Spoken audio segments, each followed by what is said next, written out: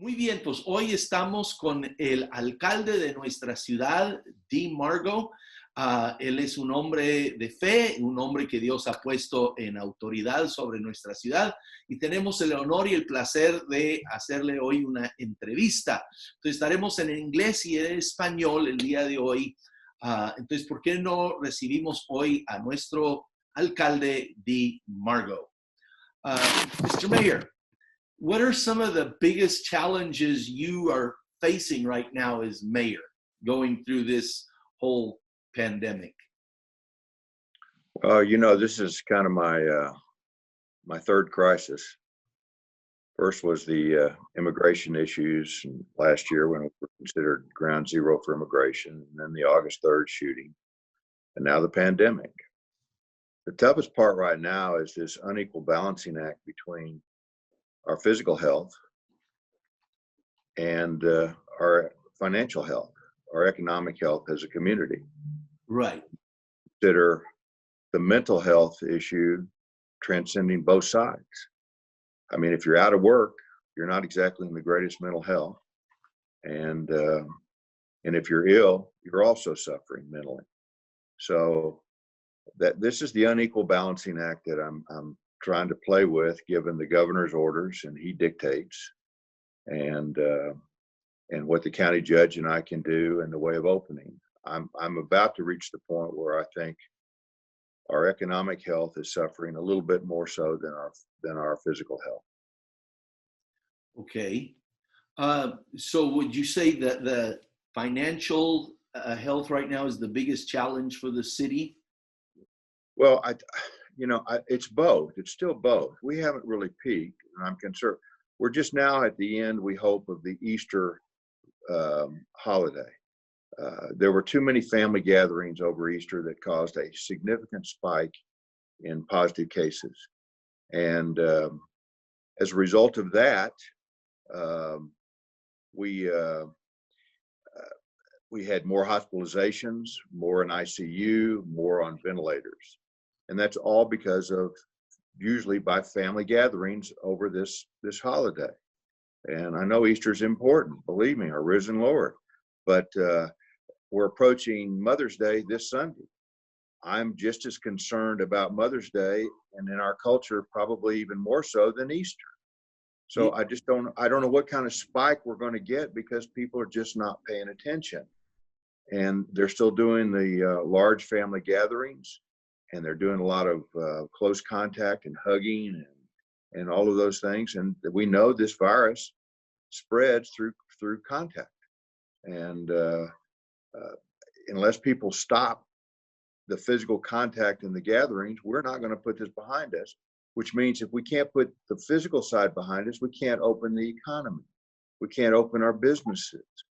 And this is this proverbial dilemma going back and forth that I wish everyone would really prayerfully consider what the impact is by your behavior.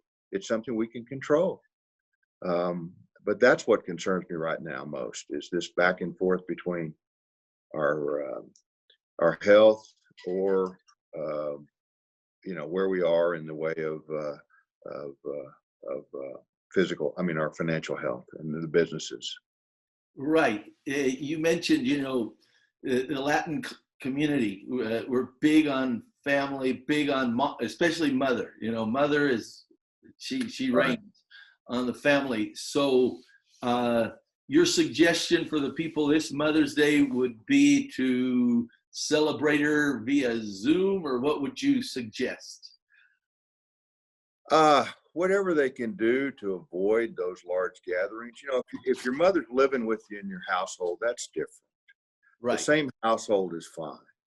But to have the families all come together in somebody's home to celebrate Mother's Day they just need to wait and get beyond this so that we can truly open up our economy and the businesses and move on. This is not going to be when we can restart our businesses, and we're at 25% now based on the governor's orders. It will not be an immediate startup. It's a process. Right. The reason I put together this an economic recovery task force for the business community is because I honestly don't think we're ever going to get back to normal or what we used to have as normal. I really think we're going to have to rebuild our entire economy. We're going to have to start over and figure out where we are and there are going to be people who are going to be reticent about going to restaurants now, even though they may be able to. It's just a different dynamic that we're going to have to figure out how. And the El Paso is dependent on a viable economy because we're primarily medium and small sized businesses. Our top four employers are all the government from Fort Bliss forward. Right. So, in your estimation, when do you see the city opening? Or well, if we can hold down, and the way to observe and to tell your members, the church members, the way to observe where we are is to look not so much at how many positives we're announcing every day, because we're doing more testing. Right. Much more in the way of testing. But is to verify how many are in the hospital, how many are in ICU, and how many are on ventilators. If those numbers kind of hold or start going down, and we've had a spike, we think, because of the Easter holidays. If they start going down, then we're getting the curve behind us. We're ahead. We're going to be better. But if we continue to see significant spikes, one of my fears is that the governor's going to say, El Paso, I don't want you to open. I'm not going to let you open. And I got to tell you, I get as many calls from people demanding that they open as I do from others who say don't open. Don't. And it's that unequal balancing act we're trying to determine. Right. How are the hospitals doing at this moment? We're fine, and if you'll see the daily publications and the announcements that the city puts out, it gives you the number of hospital rooms that are open, the number of ventilators that are available, the number of ICUs that are available, and then it also gives you the updates on how many people are in the rooms and how many are on ICU or in ICU and on ventilators. And so we're fine. We got plenty of testing opportunity. We're going to set up 5 new testing sites, which will allow us to do much more in the way of testing across the board. Those are going to be manned by the state and the National Guard. There's going to be one in Horizon, one in San Eli, one in Fabens, one in Montana Vista, and then one in Anthony, Benton. And those are getting set up now. We're going to do some more mobile test sites elsewhere too. We think we get criticized. Texas gets criticized as being behind on testing, and there's nothing I can do about that. We received the testing materials from the federal government through the Center for Disease Control, CDC.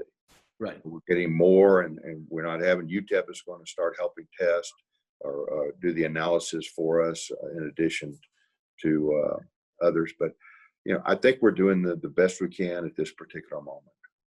Okay. In the middle of all this pandemic and the bad news, could you tell us something positive that's going on in their community?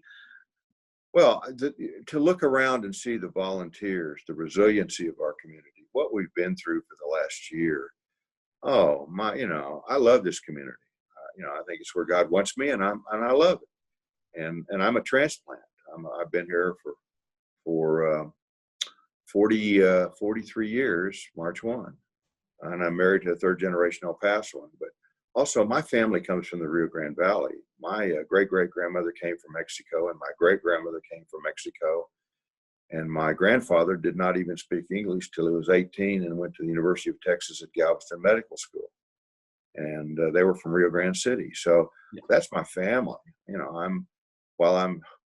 Unfortunately, I'm the only member of my family non-bilingual. I'm 25% Hispanic. So, I just care deeply about our community and where we are and what we've been through for the last year. And we're going to survive. We've been here for over 350 years. That's what people don't understand. And we were here 100 years before the United States was ever founded. But when you walk around and you see what people are doing and caring about their neighbors and working at the food banks and volunteering and all. I've seen a number of churches where everyone was concerned about their contributions. In some cases, the contributions have gone up. And, to me, that's just the generosity of spirit of our community and what makes us special and unique. Well, looking beyond this pandemic, looking to the future, what's your vision for the city of El Paso? Well, my biggest vision is to number one, articulate who we are and where we are and what we're about as a community. The more people understand, the better it becomes from a socioeconomic standpoint of businesses saying, "Hey, I want to come in here. I recognize the caliber of the human capital you have in El Paso in our region. You have unsurpassed work ethic. You have plenty of intellectual capacity. You've got dedicated people. You've got committed people, and so that we can build on our economy and expand our jobs and the capital investment from businesses outside. I think we can set a standard. We can truly be the gateway to Mexico.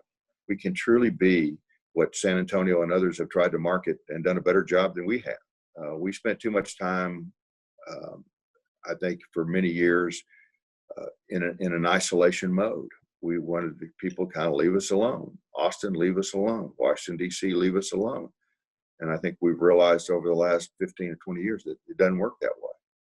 We can't have roads and improvements. We can't have the opportunities that we need if we don't deal with those two, with our governments accordingly, and have the proper representation to present our needs and what we what we do need to be left alone to do and what we do need help with. Right. But I think our future. I think we have the potential to be the true, as the biblical, the beacon, the light, on the border. We have a chance to do things that no other community that I'm aware of can do. Yeah. Well, last question. Once this pandemic is over and all, what can Vino Nuevo as a church and as a community do to support you and the city? Well, first of all, I think what you're doing in the way of evangelism, and for this, I think this has a chance, this pandemic has a chance to be a real spiritual awakening for lots of families and people. And we need to focus on that. We need prayer for our city, for our physical health. We need prayer as we come out of this pandemic. What are we going to look like? What are we going to be? There are a lot of people with concerns over, there's a lot of insecurity out there. There's a lot of fear. Yeah. Reading a study the other day and where a fellow posted, what do you think the most words in the Bible, the most remarked word in the Bible is? And everybody says, well, it's love your neighbor. It's not. It's have no fear. Right. If you go through the Bible, probably as a pastor, it's have no fear. And that's where I think we are to a great extent with a lot of people right now. There's a fearful view. You can read Philippians 4, 6, and 7. You can go into Ephesians 3, 20 through 21. You can go into all those, but remove and Joshua 1:9. I quoted that at the dedication of the memorial for the August 23rd victims. So we just need to come together with prayer, and to the extent we can, the fellowship, whether it be by Zoom or by phone or by visitations at a distance. And I would appreciate very much if you would encourage your congregation not to go to Juarez over Mother's Day. Right. Stay here. Yeah. Stay at home. Wear face coverings. Wash your hands. All those things that we know work to stop the spread of this pandemic. Right. Well, thank you, Mr. Mayor. If you'd allow me, I'd love to pray for you. A blessing over you, over the city, and wrap this up. I appreciate it. Thank you. So I'm going to pray in Spanish, if that's okay with That's you. fine. Yes.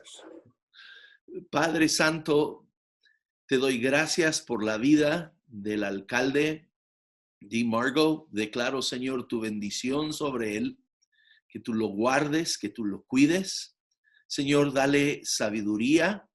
Señor, rodéalo de hombres y mujeres sabios que le darán buen consejo.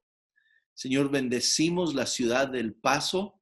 Declaramos tu gracia y tu favor sobre esta ciudad, que tú la prosperes, Señor, en todos los aspectos. En el nombre de Jesús. Amén. Amen.